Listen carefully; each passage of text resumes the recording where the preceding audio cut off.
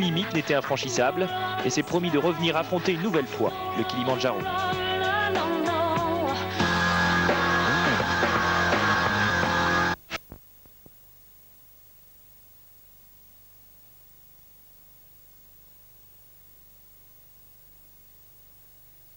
Barrichello.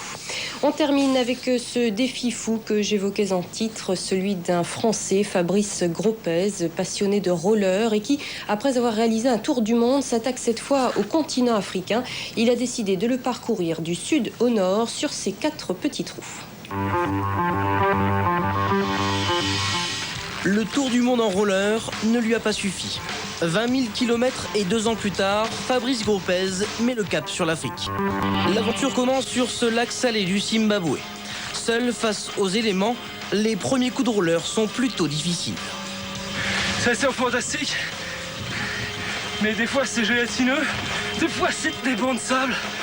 Mais là c'est des petits bancs de sable par exemple. Pour limiter les efforts, ce sportif aventurier se sert alors du kite skate, un cerf-volant de traction. Encore faut-il qu'il y ait du vent. Roller tout-terrain, Fabrice Gropez avale les kilomètres. Du désert au bitume, depuis le temps, ces rollers en ont vu du pays et des paysages. Passage à la frontière, on est prié de se laver les chaussures. Bienvenue au Botswana. Hello. Il y a pas mal de mouches. Hello. Terre de contraste, le continent africain offre un spectacle merveilleux. Ici, dans le delta de Kabongo, la nature y est verdoyante, mais les animaux pas toujours très accueillants.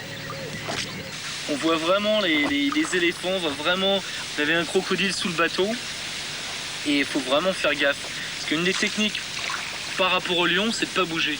Et comme moi je patine, c'est raté. Donc c'est un peu stressant avant de partir et bien regarder à droite, à gauche Aux dernières nouvelles, Fabrice Gropez venait de quitter le sommet du Mandjaro. Il devient ainsi le premier homme à l'avoir escaladé en roller. Impressionnant. C'est la fin de ce journal. Merci de l'avoir suivi. Excellente suite de programmes sur TV.